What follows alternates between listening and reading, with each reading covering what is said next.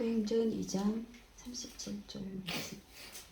사람들이 이 말을 듣고 마음이 찔러서 형제들이여 우리가 어떻게 하면 좋겠습니까 하고 베드로와 다른 사도들에게 말하였다. 베드로가 대답하였다. 맞아요? 회개하십시오. 그리고 여러분 각 사람은 예수 그리스도의 이름으로 세례를 받고 죄 용서를 받으십시오. 그리하면 성령을 선물로 받을 것입니다. 이 약속은 여러분과 여러분의 자녀와 또 멀리 떨어져 있는 모든 사람, 곧 우리 주 하나님께서 부르시는 모든 사람에게 주시는 것입니다. 베드로는 이 밖에도 많은 말로 증언하고 비뚤어진 세대에서 구원을 받으라고 그들에게 권하였다. 그의 말을 받아들인 사람들은 세례를 받았다. 이렇게 해서 그날에 신도의 수가 약 3,000명이나 늘어났다. 그들은 사도들의 가르침을 몰두하며 서로 사귀는 일과 빵을 떼는 일과 기도에 힘썼다. 아멘.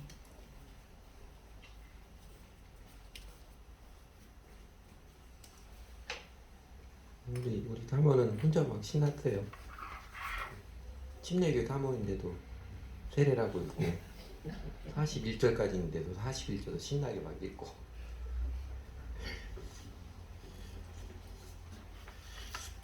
저희가 사도행전 보고 있는데 사도행전 예수님께서 부활 승천하신 후 성령님이 제자들에게 강림하셔서 주 예수님의 제자들의 공동체인 교회를 탄생케 하시고 교회가 하나님 나라의 복음을 증거한 그 일들의 이제 기록입니다. 저희가 전에 보았던 것처럼 1장에 보았던 예수님이 부활한 다음에 승천하기까지 40일 동안 주 예수님께서 제자들에게 그 하나님 나라의 가치와 비전을 총정리해서 가르쳐 주시고, 그리고 승천하신 후 열흘 동안 그 제자들이 예수님이 약속한 성령님을 기다리며 부족한 것을 보충한 일들을 사도행전 1장에서는 이야기해 주었습니다. 그리고 사도행전 2장에서는요, 전체적으로 오순절 성령 강림과 교회의 시작인데, 마침내 오순절에 성령님이 강림하셔서 제자들이 그냥 공시통역 외국어를 마구 말하자 세계 각지에 흩어져 살다가 예루살렘에 모여있던 유대인들이 깜짝 놀라할 때 사도 베드로가 11사도와 함께 서서 복음의 뜻을 쭉 전하였고, 그렇죠? 성령이 강림하셔서 베드로 쭉 전하였고, 그 설교를 듣고 양심의 가책을 받은 사람들이 베드로의 지시에 따라서 회개하고 침례를 받아서 그들이 교회를 이루어서 이 땅에 첫 교회가 세워진 이야기입니다. 사도행전 2장은 성령님께서 강림하셔서 제자들이 강림하셔서 등에 베드로가 쭉 설교를 하자 예루살렘에 있던 유대인들이 집단적으로 회개하고 예수를 믿어서 그 사도들과 그렇게 예수를 회개하고 예수를 믿은 사람들이 이 땅의 첫 교회, 예루살렘 교회가 시작된 이야기입니다. 그 교회가 세워지는 이제 구체적인 과정들을 좀 보면요, 맨 처음에 그 회개하고 주 예수를 믿은 사람도 교회가 시작이 되었지요. 그들이 사도의 가르침을 받아서 헌신적으로 예배와 함께 기도하기와 서로 교제하기에 참여하는 교회 생활을 하였고, 그러자 아주 자연스럽게 그렇게 정직한 회심과 정직한 교회 생활에 들어가자 자연스럽게 그들에게 기꺼이 서로에게 사랑을 베푸는 사랑의 혁명이 일어났고, 여러 가지 기사와 능력이 일어났으며, 또 그 교회의 모습 보고 자연스럽게 주변 사람들이 회개하고 하나님께 돌아오는 구원받은 사람 늘어나는 교회의 능력이 나타났습니다.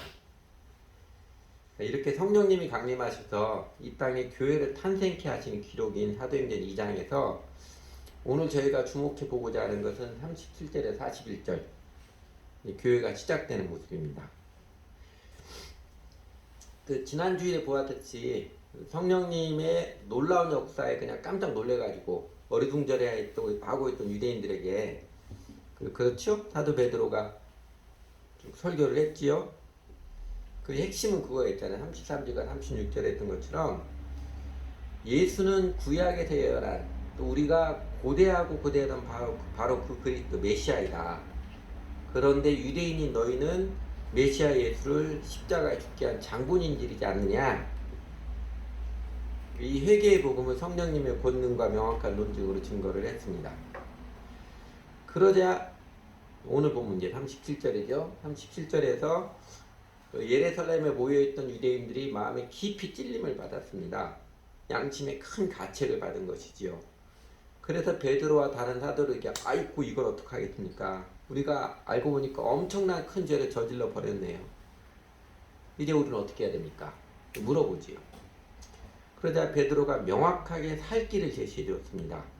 그게 38절입니다. 사도행전에서 제일 중요한 구절입니다. 제가 생각하는 성경 전체에서 제일 중요한 구절입니다. 회개하십시오. 그리고 여러분 각 사람은 예수 그리스도 이름으로 침례를 받고 죄 용서를 받으십시오. 그리하면 성령을 선물로 받을 것입니다. 그 아래 40절에 보면 베드로는 이 밖에도 많은 말로 증언하고 비뚤어진 세대에서 구원을 받으러 그들에게 권하였다 했듯이 이 38절은요. 사람이 어떻게 구원을 받을 수 있는가? 그 구원의 길을 명료하게 가르쳐준 구절입니다. 아마 성경의 기록 중에 구원의 길을 제일 명확하게 증거한 구절이 38절입니다. 39절, 40절 안 읽어봐도 되겠죠? 베드로가 여러 부연 설명을 하면서 예루살렘의 유대인들이 회개하고 예수 그리스도 이름으로 침례를 받아서 죄사함을 받고 성령을 받는 그래서 구원을 받으십시오 권했고 그 41절 그날에 그 복음을 받아들여서 침례를 받음으로 자신의 신앙을 고백한 사람들이 3,000명이나 되었습니다. 그때 이 사람들이 그 다음 날은 5,000명 이 사람들이 이제 예루살렘 교회 첫 교회가 구성이 된 거죠. 사실은 이 3,000명이 계속해서 예루살렘 교회에 신도로 모여있던 사람들은 아닐 것입니다. 왜냐하면 이미 모여있던 유대인들이 이미 각지에서 명절을 맞이해서 예루살렘 올라온 사람들이니까 자기들 집으로 대다수는 돌아갔을 것입니다. 그래서 나중에 그 사람들이 고향에 돌아가서 복음 전하 따로 교회를 시작해서 바울이 가니까 깜짝 놀라기도 하고 그러기도 했던 것이죠.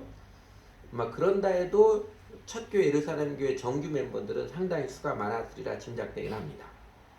어쨌든 사람 숫자가 많든지 적든지 간에 제일 중요한 내용 세상의 모든 사람들에게 어느 시대나 모든 사람들에게 구원의 길을 명확히 제시한 38절 이 말씀을 집중적으로 살펴보도록 하겠습니다.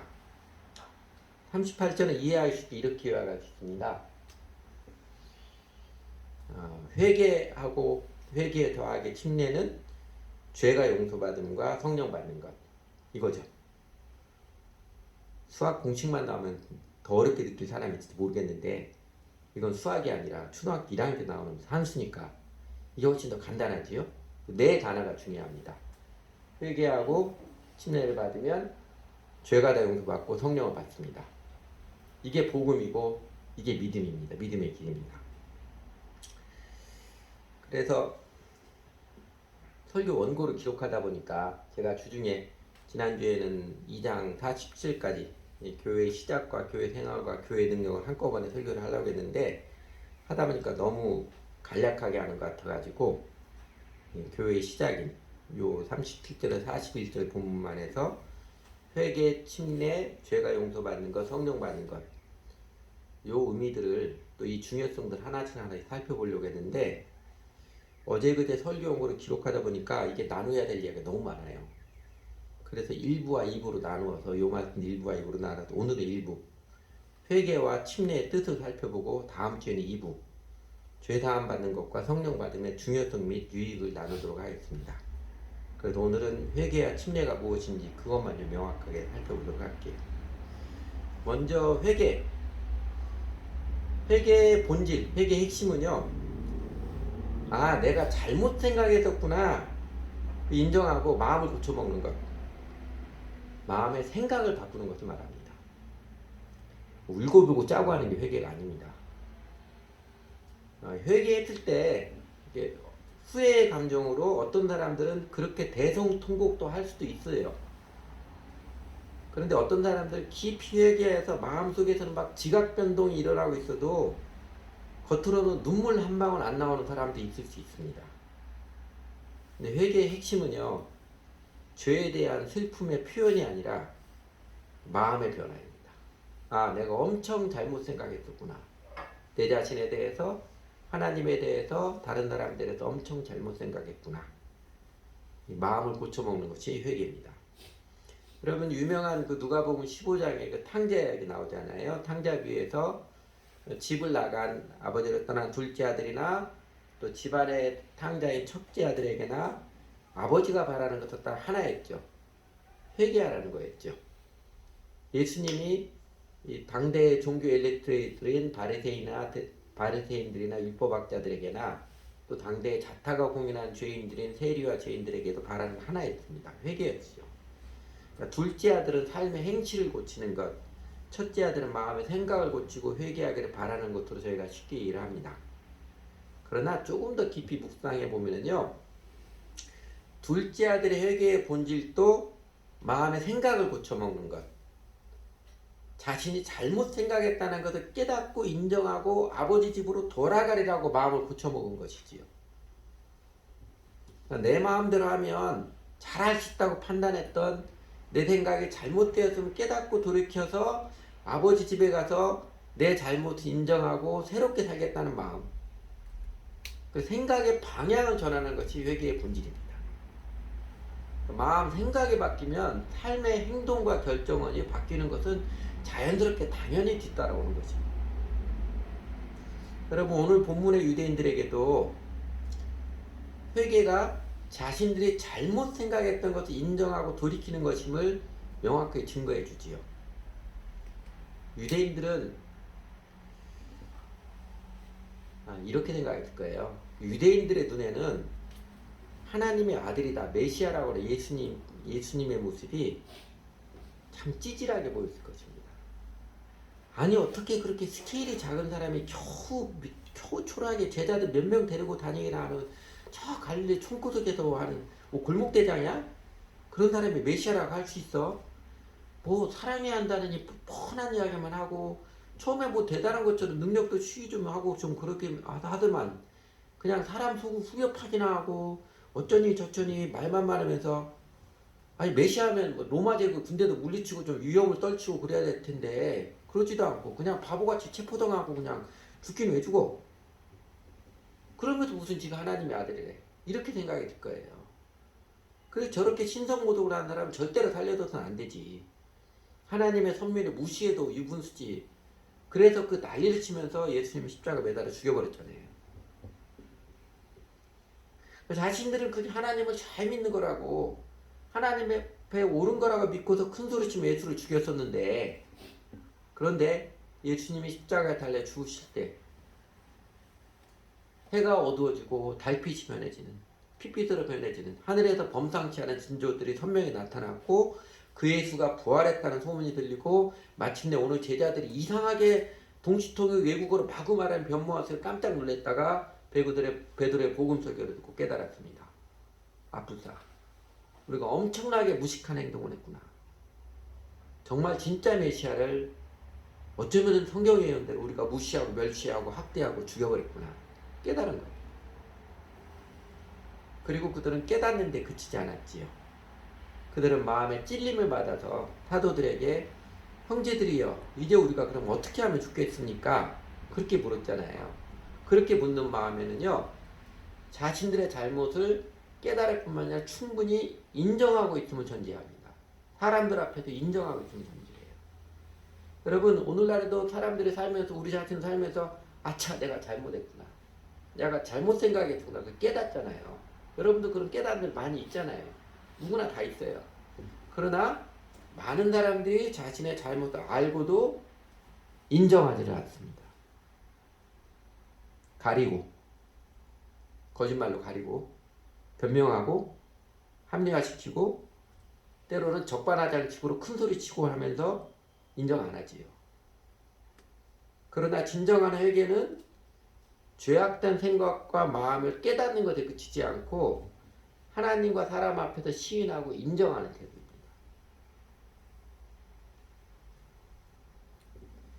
그래서 2000년 전 유대인들이 자신들이 잘한다고 이게 하나님을 섬기는 예라고 하면 예수를 십자가에 못 박혀 죽게 한 자신들의 판단과 생각에 대해서 이게 사실은 크게 잘못된 것이었구나 깨닫고 회개한 모습을 조금 더 자세히 보면은요 유대인들의 회개에는 이런 마음의 방향 전환이 있습니다.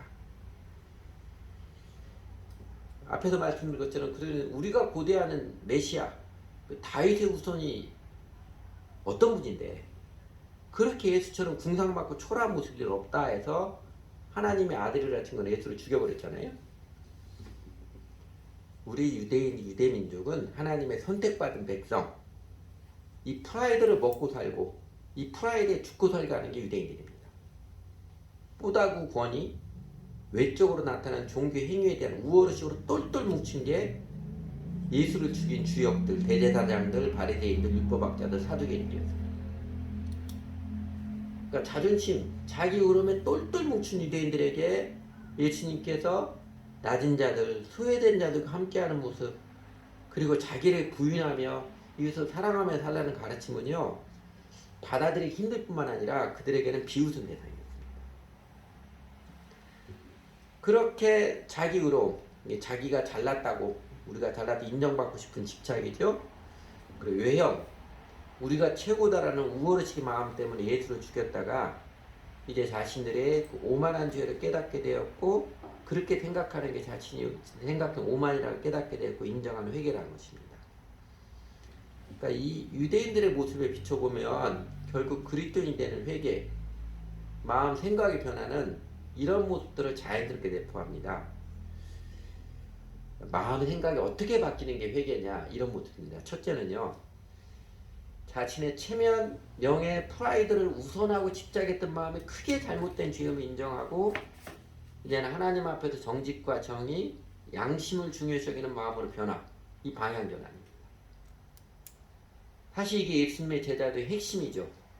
자기 부인 사상, 셀프 디나이, 이게 예수님의 제자들의 핵심이고 바울이 로마서에서 자기 일을 버리고 오직 은혜를 의지하는 믿음으로 의롭게 된다는 이신칭의 사상의 핵심입니다.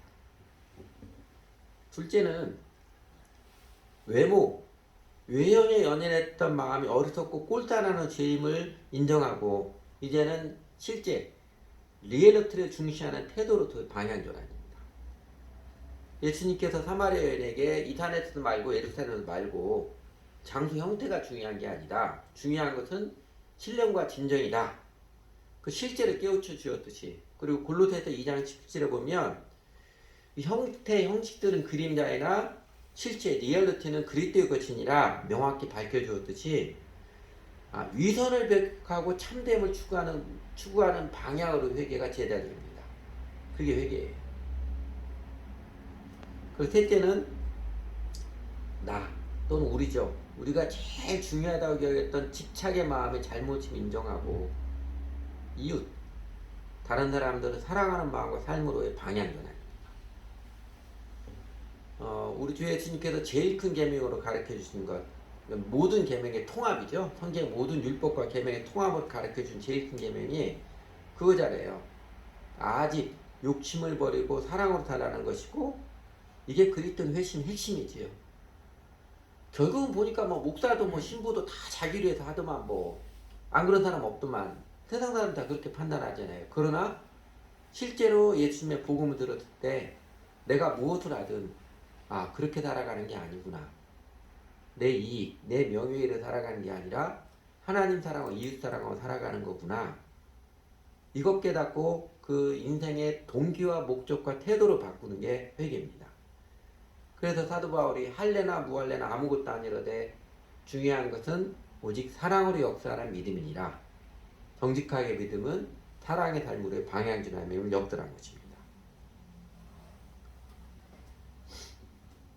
이웃사랑의 제일 먼저는 다른 사람을 용서하는 것이지요. 우리는 어차피 살면서 숱하게 다른 사람한테 상처들을 받잖아요. 공격을 당하고. 안 그럴 수 없잖아요. 이웃 사랑으로 방향 첫 번째는 다른 사람 용서하는 것이고 두 번째는 다른 사람에게 해를 끼치지 않는 것이고 그리고 더 성숙하면 다른 사람의 유익을 구할 줄 아는 마음과 태도가 사랑입니다. 저희는 그 삶을 배워가고 있는 것이지요. 그 참된 믿음은 참된 회개에서부터 시작됩니다. 거꾸로 말씀드리면 아무리 교회 당에서 또 기독교 세계에서 아무리 날고 기는 믿음을 가졌다고 은근 뽐내고 사람들이 우러러보고 존경을 하고 인정을 해주더라도요. 또 아무리 자신이 신비한 체험을 많이 했고 자신의 손으로 희한한 능력이 나타났다고 할지라도 마음에서 회개가 없는 믿음은 가짜입니다. 그건 위선일 뿐입니다. 오히려 무서운 것일 수 있습니다. 그러니까 예수를 믿는다고 하지만 여전히 교회당에서도 하나님 앞에 정직보다 자기 체면, 자기 위신, 자기 명예가 우선인 사람은 사실은 진정한 회개가 없는 사람, 사실은 거듭나진 않은 사람일 것입니다. 그러니 거듭나지 않은 종교인들이 솔직하지 못하고 거짓말을 떡먹듯이 하는 것입니다. 자기도 알아요. 거짓말인 거 알아요. 그러나 체면 때문에 죽어도 인정 안 하는 거죠. 여러분 2000년 전 유대인들은 하나님의 예수님을 요새 애들 표현으로 개무시하고 비웃고 멸시하고 모욕을 주고 결국 죽이기까지 하였다가 자신들의 그 죄악된 정말 못된 마음을 깨닫고 인정하고 회개했습니다. 오늘 대한민국에 교회 다니는 사람들은 유대인들처럼 예수님을 십자가에 직접 매달아 죽이는 일은 없었지만 그러나 마음으로 삶의 태도로 우리 주 예수님을 무시하고 멸시하기는 마찬가지 아닌가요? 입술로는 하나님, 주님 믿습니다. 찬양, 감격적으로 큰 소리를 부르곤 하지만 자기 직장, 사업장에서는 시간 잘 지키면서 그건 잘 지켜요.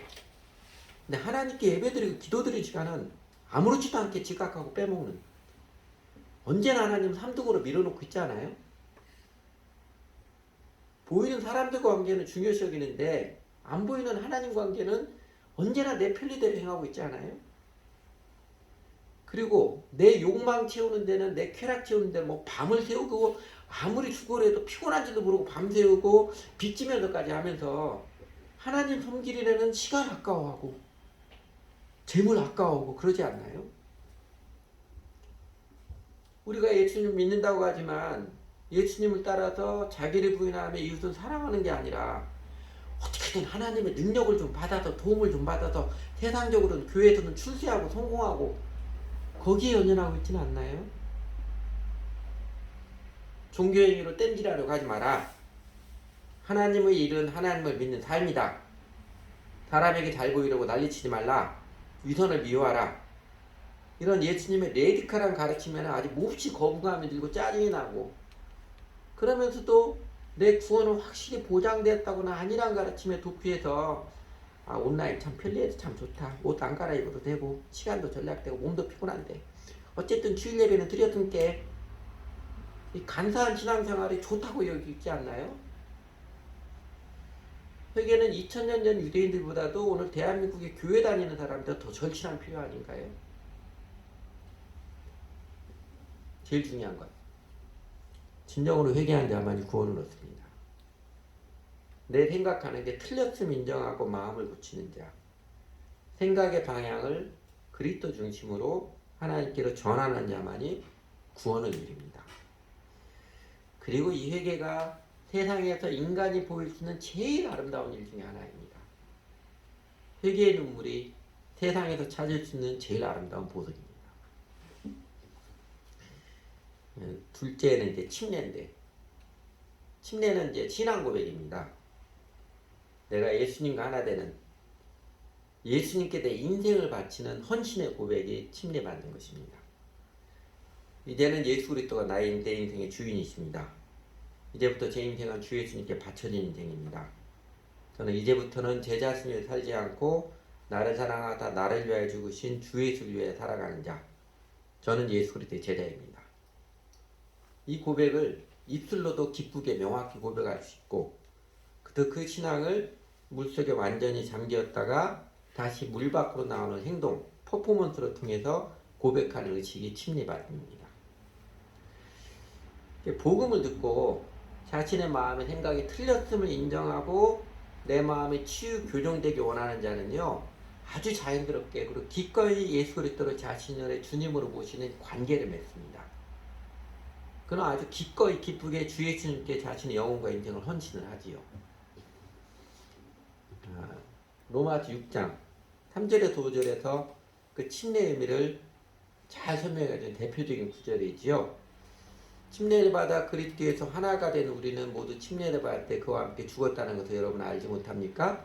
그럼 우리는 침례를 통하여 그의 죽으심과 연합함으로써 그와 함께 묻혔던 것입니다.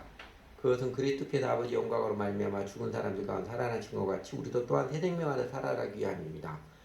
우리가 그의 죽으심과 같은 죽음을 죽어서 그와 연합하는 사람이 되었으면 우리는 부활에 있을 동안 그와 연합하는 사람이 될 것입니다. 제가 색깔을 달리게 표시했는데 침례라는 단어 3번 나오고 연합이라는 단어 3번 나오고 그리스도에서 하나 된 우리 그와 함께 3번 나옵니다. 침례는 연합이에요. 예수님과 내가 하나 된 것. 어떤 거냐면 예수님의 죽으심과 같이 내 옛사람이 죽었고 연합이 죽었고 예수님 부활하신 같이 이제 예수가 주인인 새 사람으로 연합이 새롭게 태어났습니다. 그 고백입니다. 그래서 그림에 나오는 것처럼 신명할 때 물속에 들어간 것 같은 이전에 내 마음대로 살고 내가 왕노릇 살던 나의 옛사람은 물속에 들어간 것좀 죽었고 물속에 갇혀있는 것에 된 것은 장사 지내는 거죠. 내 옛사람이 이제 장사 지냈고 물 위에 나오는 것은 이제 예수 그리스도가 나의 주인이신 나는 이제 새로운 인생으로 새롭게 살아갈 인생입니다. 요 신앙을 고백하는 것입니다. 이게 침례이죠. 침례는 그리스도와 온전한 연합의 신앙 고백입니다. 근데 이게 곧 예수를 믿는다는 뜻이죠. 예수를 믿는다는 영접기도 한 번 하고 내 지옥 가고 천국 가는 그거 아니에요. 예수 믿는다는 것은 내가 예수님과 온전히 연합된 예수님이 나의 주님이십니다. 예수님과 내가 주님으로 관계를 맺은 이게 예수 믿는 본질입니다. 그래서 그리스도에서 나의 주님, 나의 왕으로 모신다는 뜻이고 나는 이제 예수 그리스도께 들어진 사람이고 예수 위에 살아가는 사람입니다. 요 마음의 믿음을 의식으로 고백하는 게 침례입니다. 초대교회 때부터 사도행전은 우리가 앞으로도 보겠지만 회개하고 주 예수를 믿은 사람은 다 침례를 받음으로 신앙을 고백을 했습니다. 요새는 어떻게 고백해요? 영접 기도하거나 또 손을 들어서 기도하고 그렇게 고백을 하는데 이건 약식이고요. 사도행전 보면 예수를 믿겠다고 결단한 사람은 다 침례를 받았습니다. 그래서 여러분 나중에 성지순례 예루살렘도 그렇고 이제 소아시아, 터키나 그리스 이런 또 롬, 이탈리아 유적지에 가면 옛날 교회당들에는 다 침례탕의 유적들이 남아 있습니다. 몇 가지 예를 들면 이거는 그 터키 에베소 교회죠. 에베소 성 요한 사도 요한이 있었던 성 요한 기념교 이제 폐허가 됐는데 거의 본당 바닥에 있는 침례탕이 바닥에 이렇게 파놨어요. 가운데도 피고 그 침례 진리한테 옷 앉았더니 옆에 구멍을 따라 파놨습니다. 그리고 이거는 이제 그 에베소 있는 지역이 지금 터키의 셀죽이라는 도시인데 셀죽 산 위에 가면 마리아의 집이라고 있습니다. 그 마리아의 집 수도원 같은 데인데 거기 마당에 파놓은 침례탕이에요. 마당에 파놓은 침례탕이고 요거는 제가 라우디게아 교회 그 교회 라우디게아 교회 터로 알고 있는데 거기 건물 안에 있던 침례탕의 모습이고 그 다음에 요거는 예루살렘 그 갈릴리 그 가버나움 근처에 있는 갈릴리 호두가 가버나움 근처에 오병이의 기념교회 뜰 앞에 있는 침례탕입니다. 이거는 비잔치 때 돌에다 팠어요. 돌에다 파가지고 만든 거고 요거는 엠마오 성경에 엠마오 나오죠? 그 이스라엘 엠마오에 있는 그 침례탕의 모습입니다. 그리고 이제 텔리비아나 포이터 침례탕 이런 침례탕들이 옛날 교회 유적들은 다 있어요. 다 침례를 했습니다. 이건 옛날 게 아니고요. 아엔동에 가면 우리나라 그 그리스 정교회 그 성당 하나 있습니다. 니콜라이 성당이 있어요. 그 성당에 있는 침례탕이에요. 옛날 모습으로 그래서 재현을 한 겁니다. 그 기독교 트램에서 크게 그 로마 카톨릭과 동방 종교하고 나뉘잖아요. 로마 카톨릭에서 다시 종교개혁이 일어나서 개신교 나오는데 로마 카톨릭만 세례를 하고 동방 종교는 지금까지 계속 침례를 했습니다. 침례했고 그 세례는 원래 이제 헬라어 단어부터가 좀 다른 거잖아요. 헬라어로 밥티조의 침례고 영어로 일단 베프티즘이죠. 베프타이즈 이제 동사고요. 그 베프티즘에 물을 뿌린다는 뜻은 없습니다. 그 물에 잠기는 것하고 물을 뿌리는 것도 완전히 다른 것이지요. 근데 로마가 기독교를 공인한 후에 이게 매번 침례식을 하는 게 좀 번거롭게 느껴졌습니다. 물속에 한번 들어갔다가 물 뿌려주고 닦아야 되고 번거롭잖아요. 그래서 약식으로 바켓스에다가 물을 담아서 모르게 붓는 그 관수레라고 합니다. 관수레를 한동안 하다가 이것도 번거로우니까 더 간단하고 쉬운 물 뿌리는 약식으로 세례로 바뀐 것입니다. 침례가 세례로 바뀐 것은요 결정적으로 두 번의 접근이 중요한데 로마 카톨릭에서 8세기 중반에 교황 스테파나 6세가 있습니다. 6세가 침례 대신 세례를 해도 괜찮다고 성명을 발표를 했어요. 그러니까 그게 편하니까 로마 카톨릭 교회 안에서 급속도로 퍼졌고, 물론 동방정인도 계속 그거 논의도 하지 않았습니다. 계속 침례를 했어요. 그리고 로마 카톨릭 교회의 권세가 세상 권력까지도 누르고 최고 절정에 날았을 때, 그때가 13세기, 14세기잖아요. 1311년에 그 라벤다 종교회에 모인 로마 카톨릭 사제들이 세례만을 실시하자, 침례를 실시하는 자는 사형에 처한다, 이런 충격적인 결의라고 칙령을 발표했습니다. 그때 그렇게 했던 거는요, 1411년만 해도 이미 종교개혁에 이거 아니다, 로마 카톨릭 이렇게 하면 안 된다, 성경대로 돌아가는 운동들이 여기저기 많이 일어나서 그 사람들이 침례를 다시 받는, 유아세례를 받았던, 로마 유아세례를 받았는데 침례 다시 받는, 정직하게 침례, 그게 마구 일어나고 있었거든요. 그 사람들 잡기 위해서 그렇게 한 것입니다. 그래서 성경대로 침례를 행했던 사람은 로마 카톨릭에서 굉장히 많이 순교를 당했습니다. 재침례 교도들이라고 그러죠. 거기 맥이 끊길 만큼 거기다 순교를 당했습니다. 종교개혁 이후로 종교개혁이 한 번에 다 이루어지지 않았잖아요. 그러니까 존 칼빈도 자신의 최고역적인 기독교 강해에 보면 어떤 유형으로 베프티즘을 베풀 주는 교회의 자유나 침례라는 용어는 잠김을 의미한다, 초대교회 때 침례의 형태를 사용한 것은 확실하다, 못을 박았어요.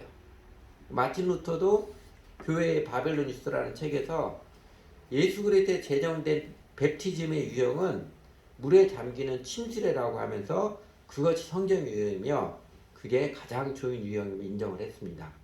그러나 그때 당시 문화를 극복할 수 없어서 칼빈은 여전히 카톨릭식으로 세례를 했지요.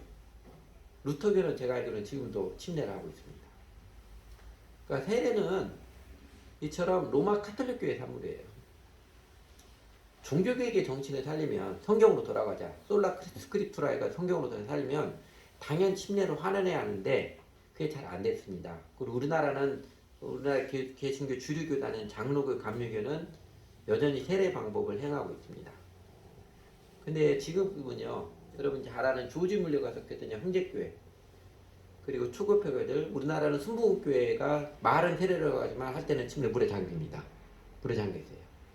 성경의 세례는 말로는 세례를 하는데 물에 잠겨서 하고, 그 다음 독립교회들, 성결교회도 침례를 하고요. 루터교회, 다유대 침례를 하고 있습니다. 그리고 장로교회와 감리교회에서도 요새는 그 신앙고백 의식으로 그 방법을, 침례 방법을 행하는 교회들이 하나씩 늘어나고 있습니다. 미국의 일로 크릭 교회라고 있었지요. 이게 연합교회인데, 추교파 연합교회인데, 거기도 그 전통을 깨고 침례를 행했고, 우리나라 오늘께 하영조 목사님은요, 침례가 맞다, 공개적으로 인정을 했지만, 그러나 오늘의 교회는 장로교회 전통이 있어서 그거 바꾸면 문제가 되지 않나 싶어가지고 세례를 한다, 그렇게 솔직하게 시인을 했습니다. 근데 정작 중요한 것은 이거예요. 20세기 예언자라고 하는 에이든 토저 목사님, 이분 미국 장로교회 목사님입니다. 목사님이 그렇게 이야기. 세례는 이기적이고 도착적인 인간의 본성이 십자가 못 박혀 죽었음을 상징한다. 성도에게 세례는 그리스도와 함께 죽고 장사되고 그분의 부활의 능력 가운데 그분과 함께 다시 산 것을 의미한다. 물세례의 행태가 어떻게 되든 간에 이것이 세례의 본질적 의미이다. 결혼 반지가 결혼을 증거하고 상징하듯이 물세례는 성도가 그리스도의 죽음과 부활에 참여하는 것을 나타낸다. 물세례 행태가 어떻게 되든지 이게 약식화된 거지만 그 의미 자체가 중요하죠. 정말로 내가 그리스도와 함께 죽고 장사되고 그분의 부활의 능력 그분께 다시 사는 것을 그 신앙을 고백하는 것이냐, 그걸로 세례를 받느냐, 침례를 받느냐, 그게 중요한 것이다, 역들한 것입니다. 그러니까 사도행전이나 초대교회 때는 어느 사람이 회개하고 예수님 주를 믿기만 하면 다 침례를 받음으로 신앙을 고백했어요. 오늘날 교회, 서구교회, 복음주의에서는 영접기도로 결단을 고백, 세례보다 더 간단히 하고 있잖아요. 사실 영접기도 자체는 성경에 나오지 않아요. 성경에서 좀 파생해서 적용한 것이지요.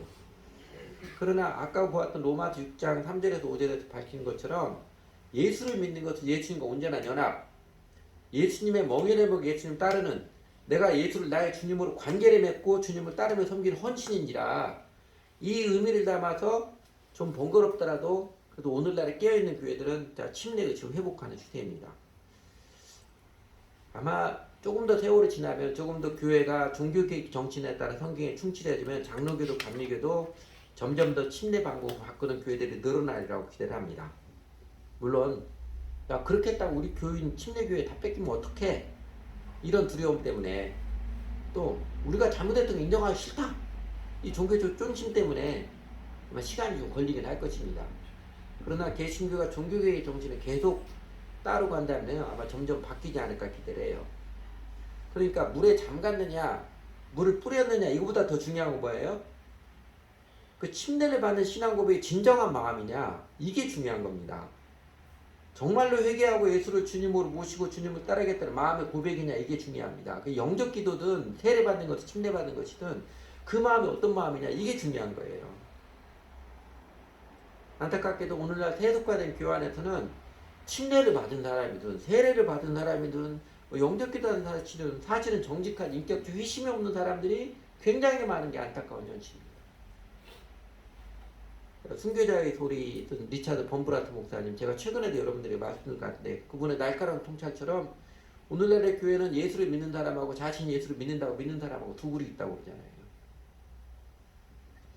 그래서 저희 교회는 침례교회잖아요. 제가 이런 거 다 알고 침례교 목사 된 거 아닙니다. 어떻게 신앙생활 하다 보니까 신학교 갈 때 다녔던 교회가 침례교회라 침례교 신학교가 침례교 목사가 된 거예요. 근데 침례교 목사가 되면 침례가 제일 옳다 이건 아니에요. 그거는 독단적이고 잘못된 것입니다. 저희 교회가 이제 침례교회라고 이 사람이 장로교회나 감리교회에서 세례받은 사람이라고 어거지로 침례를 받게 하지 않습니다.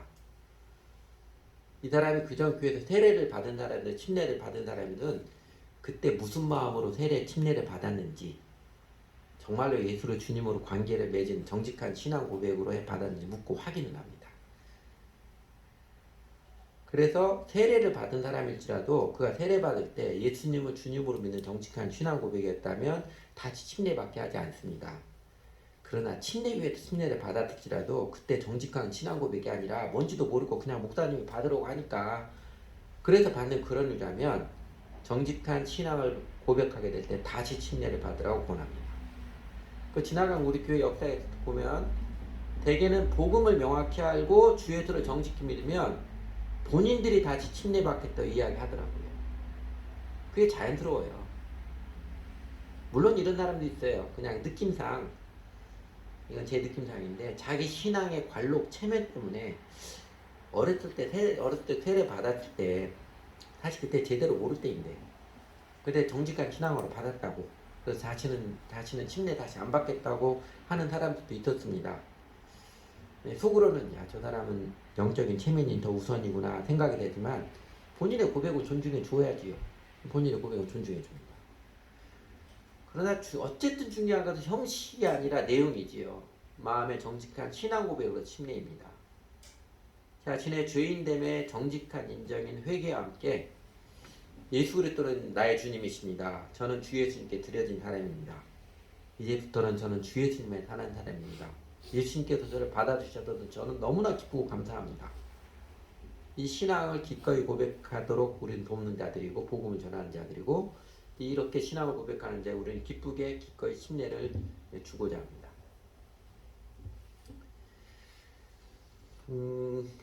그리고 사람이 내 자신이 얼마나 나밖에 모르고 내중치밀로 생각하는 오만한 마음의 죄인이 있음을 시인하고 이제는 돌이켜서 예수님을 주님으로 모시고 주님을 따르며 배우며 그래서 사랑하며 섬기며 살겠습니다. 믿음을 고백하는 만큼 이 생각의 방향전환, 인생의 방향전환하는 만큼 세상에 아름다운 일은 없습니다. 여러분 우리 주 예수님께서 양 91마리 놔두고 잃어버린 양 1마리 찾아 나선 목자의 모습으로 하나님과 당신 자신의 모습을 비유하셨지요. 또 예수님께서 인자의 온 것은 잃어버린 자를 찾아 구원하려 함이니라고 밝히 고백도 하셨습니다. 그리고 예수님께서는 70명의 제자들이 돌아와서 귀신들이 주 예수님의 이름 때문에 항복하고 떠나가는 모습에 흥분되어서 마음이 업되어 있을 때 그러나 귀신들이 너희에게 굴복한다고 해서 기뻐하지 말고 너희의 이름이 하늘에 기록된 것을 기뻐하여라 명료하게 깨우쳐 주었습니다. 이처럼 한 사람이 회개하고 정직하게 주 예수를 믿는 일은요 세상에서 제일 소중한 일 하나님 예수님에게도 제일 소중한 일이고 아름다운 일이고 기쁜 일이에요. 회개하고 주 예수를 믿는 자가 구원을 받습니다. 그 사람이 죄가 용서받고 성령을 받습니다. 회개하고 주 예수를 믿는 자가 거듭납니다. 우리가 잘 아는 요한복음 3장 3절, 내가 진실로 진실로 내게 이르노니 사람이 거듭나지 않으면 하나님 나라를 볼 수 없느니라. 예수님이 단언하듯이 한 사람의 진정한 회개와 믿음, 거듭나며 그의 인생에서, 그의 영혼에서, 그리고 세상에서 하나님 나라 역사에서 제일 소중한 일입니다. 그리고 세상에서 제일 아름답고 감동적인 일이 바로 사람이 회개하고 하나님께 돌아오는 일 아닌가요? 탕자의 귀환을 생각해 보십시오. 삭개오가 회심하고 예수님을 주님을 믿는 그 광경을 생각해 보십시오. 사마리아 여인이 회개하고 예수를 믿음으로 마을 오리에 들어가서 내가 그리스도 구세주를 만났다 전도하며 다니는 풍경을 생각해 보십시오. 마태레이가 회개하고 자기 재산 털어서 이제 주 예수님을 믿어서 예수님 믿고 자기 재산 털어서 그 집에서 잔치하는 그 잔치를 베푸는 장면을 생각해 보십시오. 우리 가운데도 또 지난번 우리 기쁜 자매 간증처럼 정직한 신앙으로부터 회개의 고백을 기억해 보십시오. 제일 감동적이고 아름답지 않습니까? 이거보다 더 해맑은 감동과 기쁨을 안기는 아름다운 일이 세상에 있겠습니까?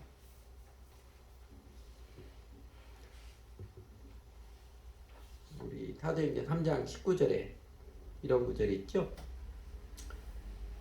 그러므로 너희가 회개하고 돌이켜 너희 죄 없이 함을 받으라. 이같이 하면 유쾌하게 된 날에 주 앞에 이를 것이요. 회개한 심정에 하나님께서는 유쾌하게 되는 치유의 은혜, 기쁨의 은총을 부어주십니다. 그래서 정신과 의사 테두라거든, 미국 하버드 때 정신과 신경외과 나오고 보스턴에서 오랫동안 임상을 했던 칼 매닝거 박사, 매닝거 박사 이렇게 말했습니다. 회개만큼 사람을 기쁘게 하고 온전하게 치유하는 건 없다. 그 단어를 했어요. 우리 잘 아는 누가복음 5장 30절 31 예수 명확히 가르쳐 주시죠. 건강한 자에는 의원이 쓸데없고 병든 자에는 쓸데있나니 내가 의인을 부르는 것이 아니라 죄인을 불러 회개시켜 하더라. 당신이 치유하러 오신 의사처럼 치유하러 오신 영혼의 치유자로 오신 거 명확했습니다. 그러면서 은근슬쩍 치유 핵심이 뭐예요? 회개한 자가 치유됩니다. 마음의 생각을 바뀌는 거예요. 치유됩니다. 사실은 우울증에서 해방되는 것, 강박증에서 해방되는 온갖 마음의 정신적 어려움, 이런 모든 것에서 뭐 중독증에서 해방되는 이런 모든 것에 해방되는 해답은 굉장히 단순합니다. 회개하면 돼요. 이게 쉽지 않지요. 그러나 어렵지도 않습니다. 제가 종종 하면 돈 하나 안 들고 할 수 있는 게 회개예요. 도스토옙스키 같은 그 유명한 소설 죄와 벌이라는 책에 보면 청년 라스콜리니코프가 당시 유행했던 유물론적 사고에 의해서 제가 요새 아버지 어머니 돌보면서 그 이야기 많이 생각이 납니다. 그 마을 사람들은 자기도 막 돈에 쪼들려가서 좀 먹을 것도 없고 그러는데 아무 이제 일도 못하는 마을의 할머니 노파 재산 꽉 묵혀주고 나눠줄 줄 모르는, 저 사람 죽으면 다 끝인데 그 차라리 저 사람 죽어서 빨리 저 사람 내놔주면 마을 사람들이 조금 더 잘 살 수 있는데 그 생각에도 결국 노파는 살해를 하잖아요. 그래서 자기는 그게 오히려 마을의 공동턴을 위해서 자기는 턴이라고 생각했는데 웬걸 그러고 나니까 그 스스로는 의지적으로 막 부인하지만 영혼의 고통과 괴로움, 죄책감이 막 무리 깊게 찾아들잖아요. 그리고 무대 같은 여자친구죠. 소니아가 거듭 그에게 회개하도록 자백하고 회개하도록 권하는데 완강하게 거부하다가 마침내 라스콜니코프가 마음이 회개에 이르렀을 때 소니아가 라스콜니코프의 목에다 자신이 목에 걸고 있던 목걸이를 더 떼어주면서 이렇게 말합니다. 한 번만이라도 진정으로 회개해 보십시오. 하나님이 평화의 강물을 당신의 마음에 넘치도록 부어주실 것입니다. 여러분, 정직하게 회개하는 우리들에게는 그런 경험들이 있지요. 하나님 앞에 온전한 회심할 때 하나님께서 내 마음에 그 사랑과 하나님 나를 사랑하시고 아끼신다는, 나를 돌보신다는 그 평화의 강물을 정말 강물처럼 쏟아 부어주시잖아요. 정직하게 회개하고 예수를 주님으로 온전히 믿는 자가 구원을 받습니다. 그가 하늘의 은혜와 영광을 얻습니다. 그래서 우리는 예수님이 그리스도 주님이십니다. 이 복음을 정직하게 받아들이고 우리 이웃들에게 좀 시간이 더딜지라도 오래 기다릴지라도 회개와 믿음, 구원의 복음을 정직히 전하는 교회가 되고자 합니다. 여러분은 진정으로 회개하셨습니까? 여러분은 정말로 예수님을 나의 주님으로 믿고 따르기로 주 예수님께 내 인생과 영혼을 온전히 맡기는 인격적인 결정을 내리셨는지요? 교회 아무리 오래 다녔어도요, 목사가 되고 목사 할아버지가 되어도 이 회개와 믿음이 정직하지 않으면 아직 하나님의 자녀 아닙니다. 아직 구원이 보장된 사람 아닙니다. 아마 그의 신앙생활은 그냥 종교의식의 껍데기지 하나님이 나와 동행하시는 그 신나는 체험, 생명의 체험은 없습니다. 그러나 정직한 회개와 믿음이 우리를 살게 합니다. 우리 마음을 기쁘게 하고 우리 인생을 아름답게 이끌어갑니다. 우리 삶 가운데 정직한 회개와 믿음이 하나님의 생명과 능력을 누리게 해서 정말 기뻐하며 띵뛰며 비로소 기뻐하며 감사하며 유쾌한 인생의 날을 누리며 살아갑니다. 같이 기도하지요.